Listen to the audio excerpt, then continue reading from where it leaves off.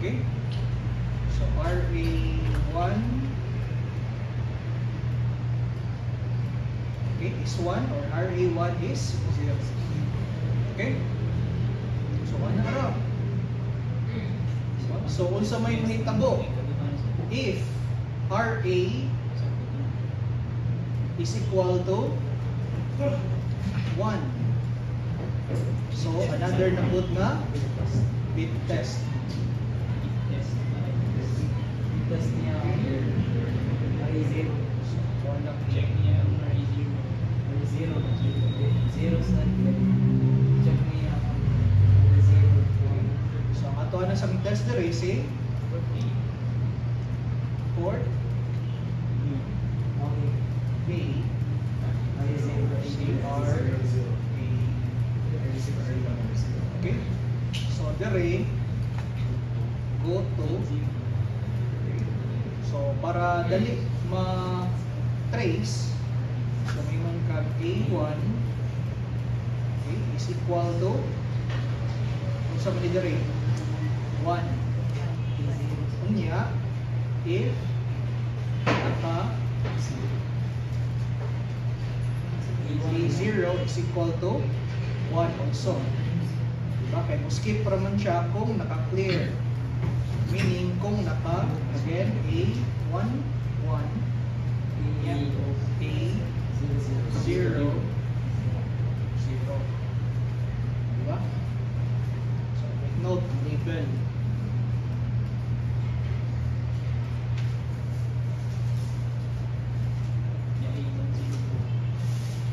So basically, again, upon testing, if A1 is equal to 1, so anhin na siya mo jump, di ba? Kanya mag-bit test na po ka na rin. Kung 0 ba or 1. And also, kung A1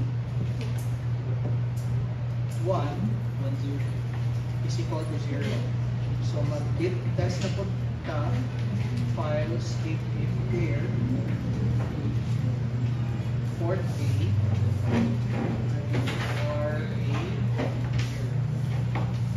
dire, go to, okay, that is when A1 is equal to 0 and A0 is equal to 1. So very good, go to if A1 0 and A0 is 0. So ingan na ra guys ang ato ang pseudocode for that. Okay? So you are able to look at the truth table as your reference. Okay? And you can use the truth table as your reference when you are creating labels. Okay? So kaapan ng aniniya is that when you create the program, if the number of inputs increases, the number of bit testing also increases. Okay? Exponentially. Okay? Kaya nga naman, kung nakakay 3 inputs, that would be 2 raised to the power of 3 minus 1. That will be the number of bit testing na buhaton mo. So kung nakakay 4 kabuok nga input, so that will be 15 kabuok bit testing. Okay? So medyo taas-taas po ang ato ang program. Okay? So apparently, based ani nga solution nato, we could actually save memory pa jud. Okay? Base ani. Kaya si for example, dire sa GoTo A11, man jud tay mabuhat na. Okay?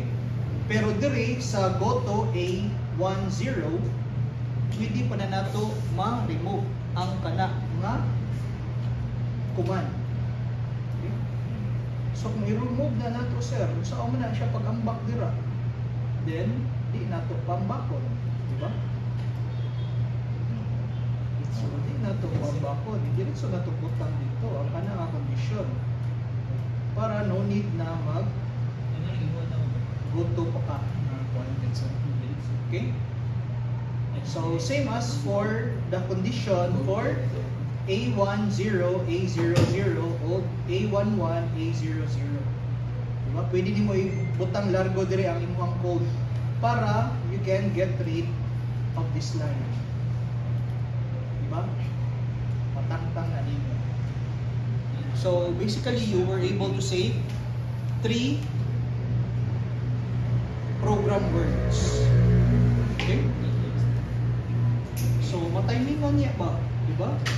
Sa imong memory 1024 unya ilapas ka og 126. Kailangan nimo mag-save og program memory. So mangita ka asa mo pwede sa ako ang program nga pwede na ko ma-reduce further. So if you see cases like this, then just simply rearrange. Okay? So mo na siya. Now based aning a problem, okay? Murag lingaw-lingaw siguro nimo timuon nga activity. Activity number 4. You will be designing a 4-bit comparator. Okay? That is capable of distinguishing which number is greater than, less than, or equal to the first number. Okay? So apart from that, you'll also be enabling the weak pull-ups. Okay? Weak pull-ups. Weak pull-ups of unsa man. Unsa man ang pull-up. Okay? So, what is a pull-up? Weak pull-up. Now, if you try to visit the port register, okay, specifically kaning port B, nana siya itawag nato nga internal pull-up. Okay? Basically, unsa may gamit anang internal pull-up. Okay? So, think of it as a programmable na resistor.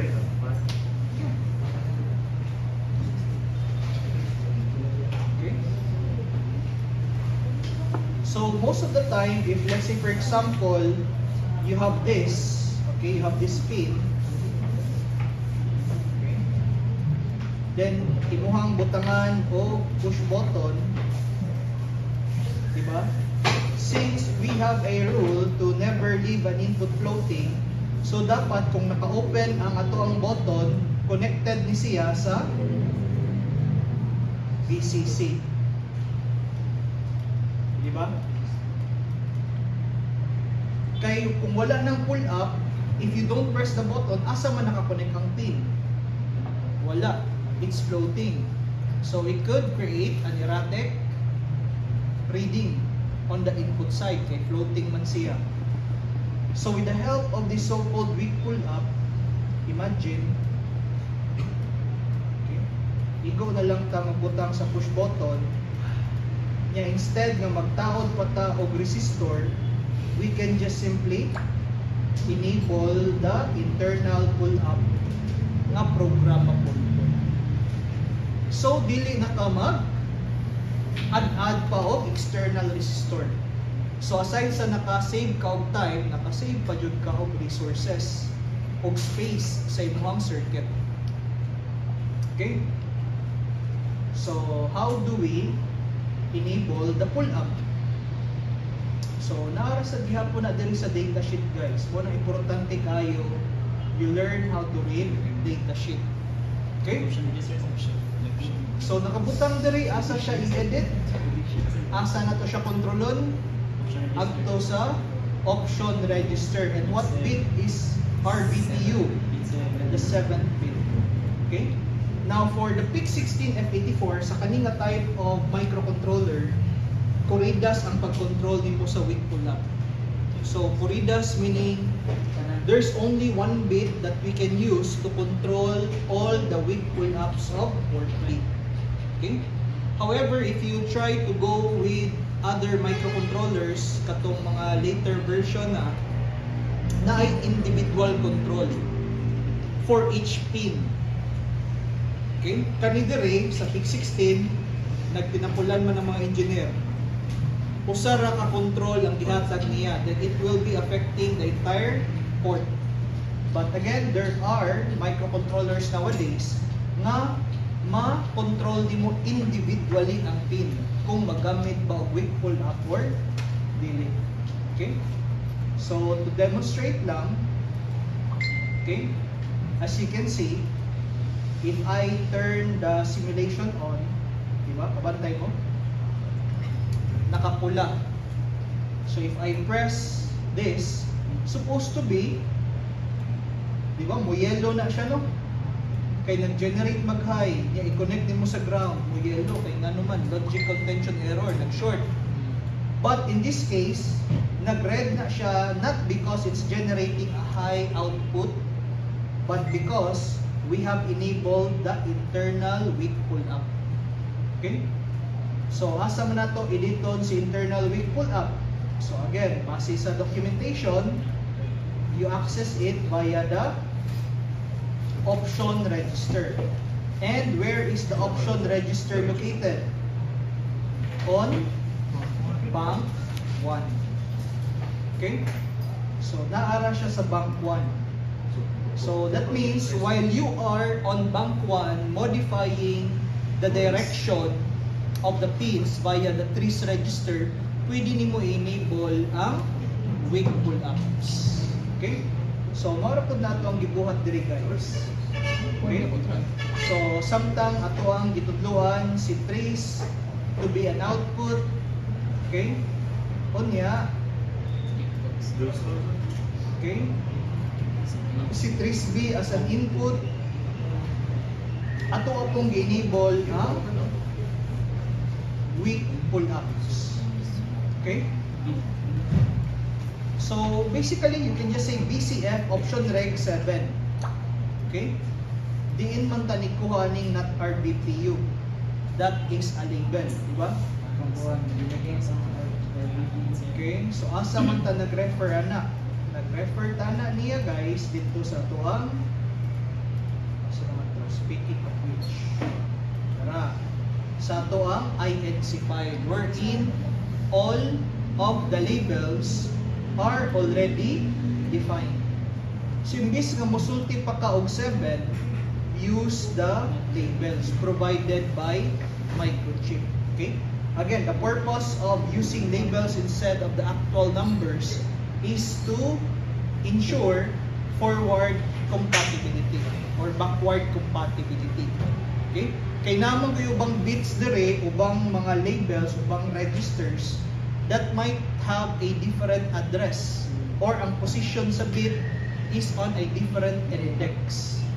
So, para dili ka malimot, okay, labi na sa positioning, labi na when you migrate from one microcontroller to another, as much as possible, don't use the actual position of the bit. Make use of the name. Para ikasog mausab ang iyang index to another microcontroller, sure ka compatible gyapon mong program because you have called it via its label. Okay? So muna, kung malimot gani, itanaw, igamit mo ni RBPU mo error or gamit mo label mo error, take note ang diri sa ato ang datasheet. Sometimes dili pareha with the one that is indicated on the INC file. So always refer to the INC file. Kay for example, kanino RBPU ang gibutang. Pero di ito when you go to the INC file, not underscore RBPU ang gigamit na label. Okay? So mao na siya guys. Okay? So again, tanawa unsay mahitabo if I comment this out. Okay? So if we comment that out, kabantay mo na gray. Unsay meaning sa gray? Patay. Unsay meaning sa gray? Pag-organic na nag-discuss. Unsay meaning sa gray? Floating. Diba? Floating. Kaya wa may signal nga nisulod. Okay? So take note ha. If enable nimo ang weak pull up, ing-ani ra niyang circuit.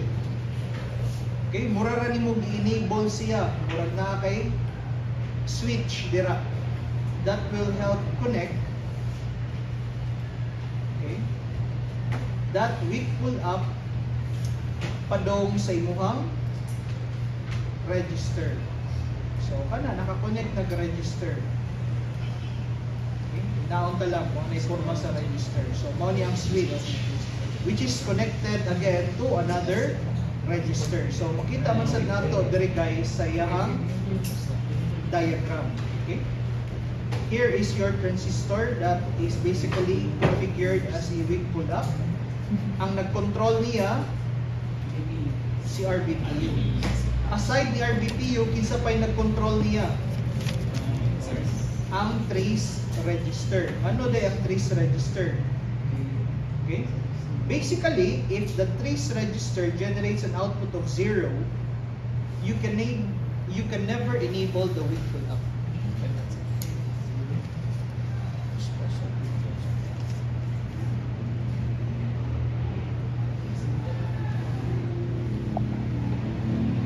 Kulang lang. Kinsa duha absent. Wala absent. Pila na absent ito niya. Mapas-apas na sila. Dahil mo itong subject kahapon. Micro magtarong. Oh. Kinsa pa yung absent? Si? Beltran. Oh, naman to siya kanina. Iyay, kasi gaway ato eh. Bisa isubo ninyo ha, mupalit kung pagkaon sa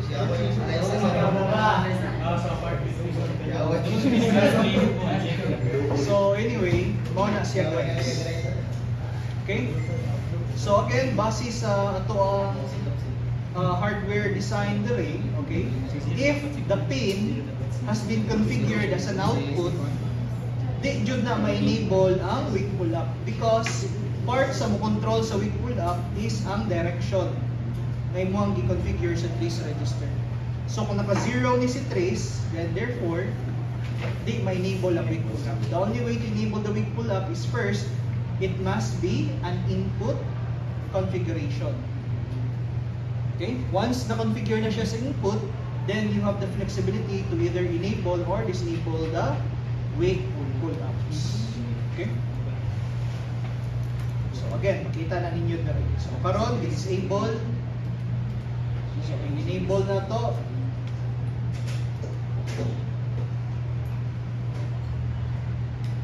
Naka-high na siya daan. Meaning naka-enable na ang weak pull-up. So all the pins are already pulled up. So no need na mag-add pa ka of external resistors here. Okay? So this will come in very handy para sa next activity natin. Okay? Sa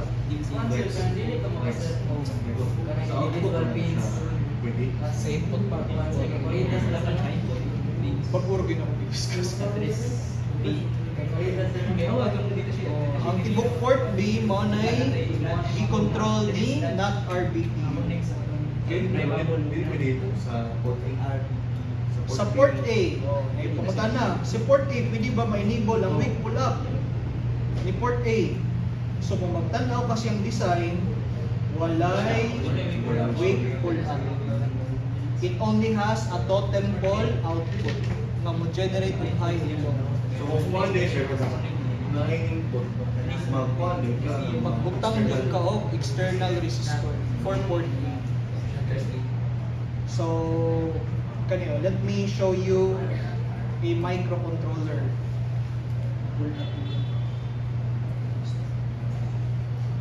Okay. So, paning ang microcontroller guys, asa natin data sheet. So, nainungutan na, what if ganahan ko sir na individual nako editon ang iyahang weak pull-up? Okay? So, here is a microcontroller. Okay? Nga ay configurable na individual weak pull-ups. Okay? So, dara guys. Okay? So as you can see here, talking about the weak pull-ups, again, na ay RBPU that control all the pull-ups. But if you want to configure individual pins, there's another register that you need to enable. Okay? Si weak pull up port B. Okay? So, anhi man na ninyo makita guys, under sa asa na? Port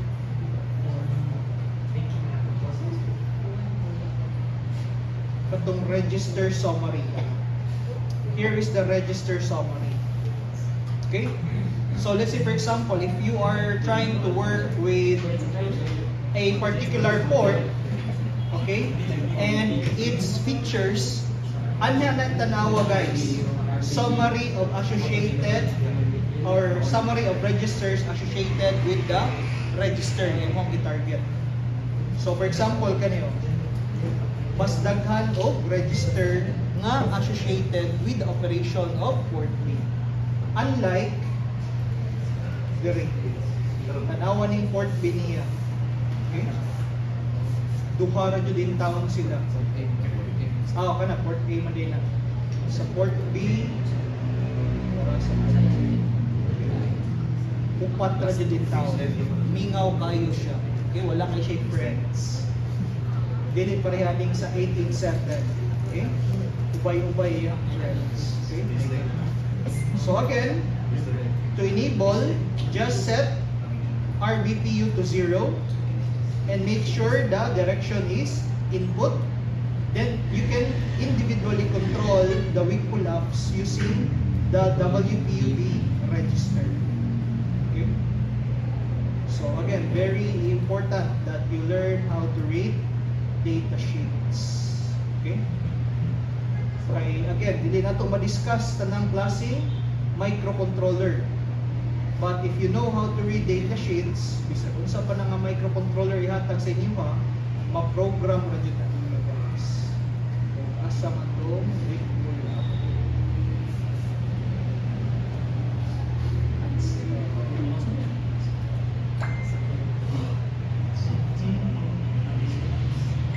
Pero may pangutan na Ansel, unsa ba na ng Ansel? Ang Ansel register gigamit pod na siya for analog to digital conversion. Okay? So this IC PIC16F887 is a microcontroller that has ADC function. Okay? So si PIC16F84 wala may such function para tuhon naman to siya. Okay? So makita sa ninyo dire. So aside ni RBPU, okay, controlled gyapon by trace register and controlled pa jud by WPUB. Asa mo is WPUB? Okay, tapos log input.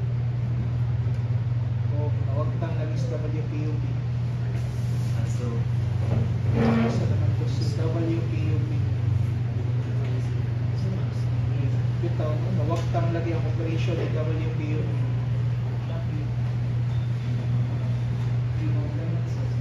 Analog input. Bitaw no, kulang lagi siya. Kasi kung na-appear sa mga Kanang taas na sir.